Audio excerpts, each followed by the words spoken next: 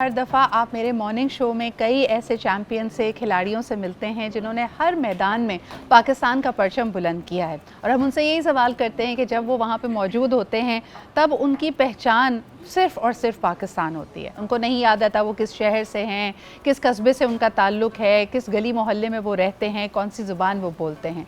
ये एहसास अगर हम में से हर इंसान के दिल में उजागर हो जाए और हम अपनी तमाम तर एनर्जीज़, तमाम तर तवानाइयाँ पाकिस्तान की सरबुलंदी के लिए वक्फ कर दें तो क्या ही बात है। लेकिन अनफॉर्चुनेटली इस वक्त हम कई सारे चैलेंजेस से घिरे हुए हैं, जिसमें हमारे माशी मसाइल भी हैं, माशरती मसाइल भी हैं। उस पर हमारे ये स्पोर्ट्समैन क्या सोचते हैं, आइए इनसे मुलाकात करते हैं और इनसे जानते हैं। सबसे पहले जी हमारे साथ मौजूद हैं ज़ैनब खान, जो कि गोल्ड मेडलिस्ट हैं। फर्स्ट पोजीशन इन्होंने हासिल की है international karate senior female category 2024 में। बहुत शुक्रिया ज़ैनब आपकी आमद का। आप ही के साथ तशरीफ़ रखते हैं हमज़ा, जो कि माशाल्लाह नाकाबिल शिकस्त रहे हैं। 7-0 का रिकॉर्ड इन्होंने MMA नेशनल चैम्पियनशिप में बनाया 2024 में। ऑल एशिया इनकी जो रैंकिंग है वो 4th पोजीशन पर है। कुवैत में इन्होंने ये हासिल किया। इसके अलावा Bahrain international Kyokushin karate champion 2024 भी करार पाए। क्या हाल चाल है हमजा आपके? ठीक, आप कैसी हैं? बिल्कुल ठीक ठाक। आपके नाम में ही माशाल्लाह इतना जलाल है। और यानी मुझे किसी ने, मैंने, मेरे नेफ्यू का नाम भी हमजा है। पहले मुझे लगता था कि हमजा इज़ अ नेम और अरबिक नेम, जैसे बहुत सारे नाम हैं, फॉर अ लायन जी, but Hamza actually means a lion slayer, यानी जो शेर को भी चीर फाड़ दे। तो माशाल्लाह आपके तो नाम में बड़ा जलाल है। बहुत मुबारक हो आपको इन तमाम फतूहात के लिए।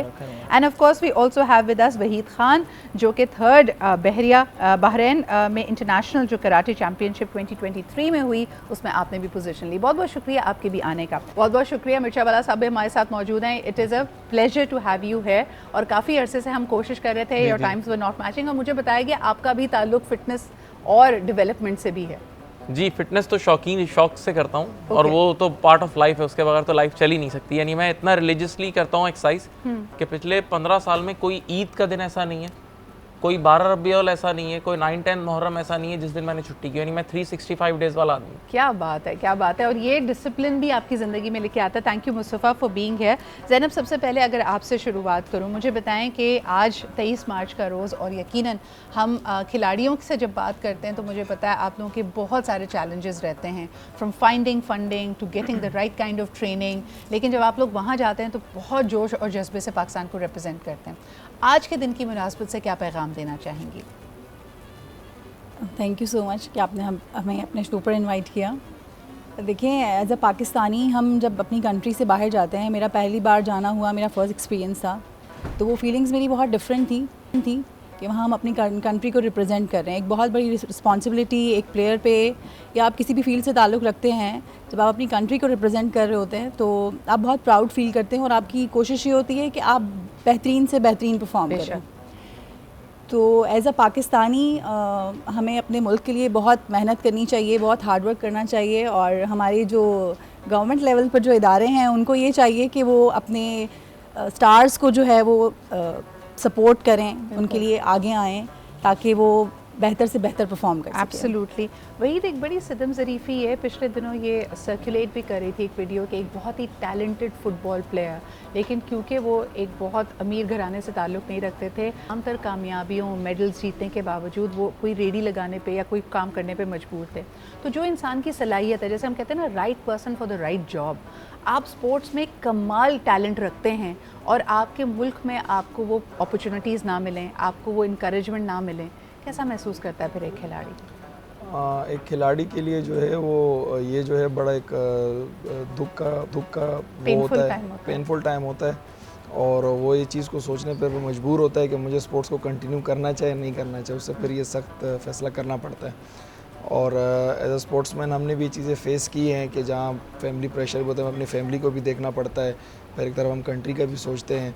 और लेकिन जब आप बाहर जाते हैं, उस तरह अचीवमेंट का अचीव करते हैं, कंट्री के लिए कुछ करके आते हैं, और जब आप विक्ट्री स्टैंड पर खड़े होकर झंडा लहराते हैं अपना, तो फिर वो सारी तकलीफ़ें भी आप भूल जाते हैं। ये एक साइड है इसकी। अच्छा, वापस आने के बाद फिर वही रोलर कोस्टर राइड होती होगी, क्योंकि एक्सपेक्टेशंस, तवक्कुआत बढ़ जाती है, क्योंकि आपने तो अपना बेस्ट दिया, आप वहाँ पे कामयाब भी हुए, आपने मेडल भी जीता।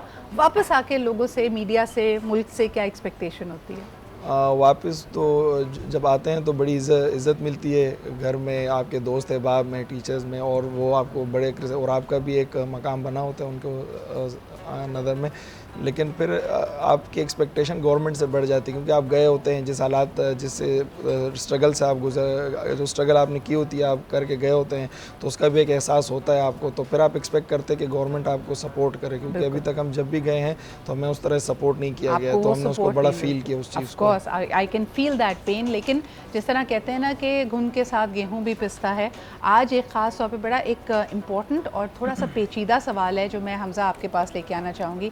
हमज़ा, जैसे हम देख रहे हैं कि मुल्क की यूथ बहुत डिजेक्टेड फील कर रही है और जिसको भी वो अपॉर्चुनिटी मिलती है वो मुल्क से बाहर जाना चाहता है। एक तासुर ये बनाया जा रहा है, नैरेटिव ये बनाया जा रहा है कि पाकिस्तान में अपॉर्चुनिटीज़ नहीं हैं। इसका एक बहुत ही अनफॉर्चुनेट जो इम्पैक्ट आया है वो ये कि जब भी खिलाड़ी किसी चैम्पियनशिप के लिए बाहर जाते हैं, कभी कभार हमें पता चलता है कि वो वापस लौट कर नहीं आए, वहीं स्लिप हो गए। इस बारे में आप क्या कहोगे?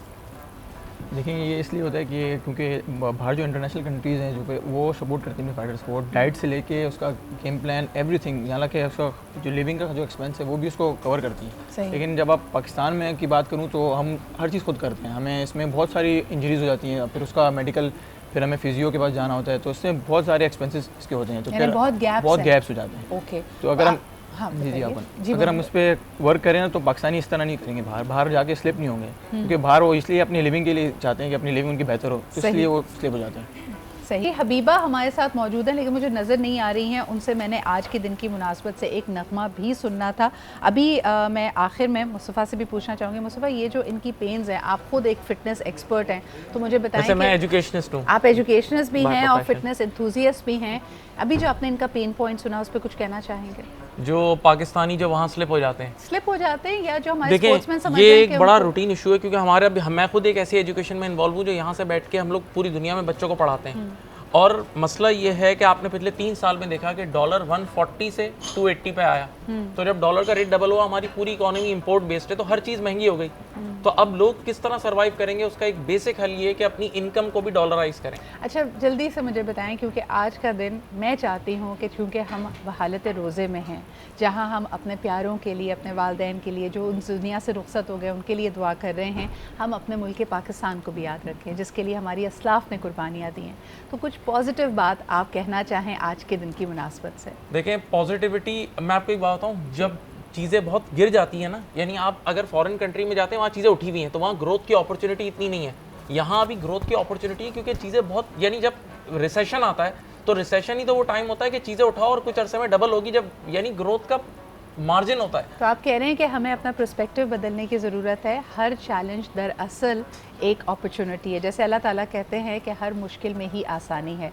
Hamza, anything you want to add as a message for Pakistan today? मैं यही बोलूँगा कि अपनी कंट्री को सपोर्ट करें, और जो फाइटर्स हैं, जो जितने भी स्पोर्ट्समैन हैं जो अपनी कंट्री के लिए बाहर रिप्रेजेंट करते हैं, तो उन्हें आप काइंडली सपोर्ट करें। Okay, wonderful. Zainab, being a girl और ख़ास तौर पे एक टैलेंटेड एथलीट, खिलाड़ी होने के नाते आप क्या कहना चाहेंगी? मैं आपके प्रोग्राम के तवज्जुह से उन बच्चियों को जो मुझे देख रही हैं, स्पेशली उनसे ही कहना चाहूँगी कि आप कुछ भी करना चाहती हैं अपने मुल्क में, अपने मुल्क के लिए, अपनी हुदूद में रहते हुए, अपने स्पेस में रहते हुए आप सब कुछ कर सकती हैं। और उनकी फैमिली से ही कहूँगी कि प्लीज़ आप उनको सपोर्ट करें ताकि वो आगे बढ़ें। मैं अगर आज इस मकाम पर हूँ तो मेरे साथ मेरी फैमिली की सपोर्ट थी, मेरे हस्बैंड की सपोर्ट थी, जिसकी वजह से जो है अल्हम्दुलिल्लाह मैंने वो, मेरे लिए बहुत टफ टाइम था लेकिन मैंने वो अचीव किया। ज़ैनब, बल्कि आप ही की बात को आगे बढ़ाते हुए, पाकिस्तान की तकरीबन 50% आबादी ख़वातीन और बच्चियों लड़कियों पर मुश्तमिल है, तो 50% आबादी को आप गैर फ़ाल नहीं कर सकते। उनको भी अपने ख्वाब, अपने टैलेंट्स को हकीकत बनाने का हक़ है। बिल्कुल आखिर में वहीद, योर मैसेज ऑन 23 मार्च? मैं यही कहना चाहूँगा कि ये जो हमारा स्पोर्ट्स है, जो कराटे का स्पोर्ट्स है, इसमें बहुत पोटेंशियल है, पाकिस्तानी यूथ में बहुत पोटेंशियल है। हमारा क्लब, जैसे हमारे सर हैं, सर हमारे सर हिदायत हैं, सर ज़िया हैं, सर सनाउल्लाह, हमारे फाउंडर इनामुल्लाह खान साहब, ये जितने लोग हैं ने बहुत रिमार्केबल काम किया है, और इनका काम जो है वो रिकॉर्ड पर भी, और मज़ीद भी इसकी एक मार्केटिंग होनी चाहिए, ताकि और हमने बहुत करीब से देखा कि किस तरह जो लोग जो एडिक्टेड हैं, नशे करते हैं, वो किस तरह हमारे स्पोर्ट्स में आके वो चीज़ें छोड़ते भी हैं, और हमारा क्लब इस चीज़ के लिए बहुत ज़्यादा बहुत कुछ कर रहा है। ऐसे क्लब्स और ऐसे फाउंडर्स को हम सलाम पेश करते हैं, यकीनन जिनकी वजह से ज़िंदगियाँ संवर जाती हैं, पाकिस्तानी यूथ को एक सेंस ऑफ पर्पस मिलता है। बहुत बहुत शुक्रिया Mustafa, Waheed, Zainab and Hamza for being here.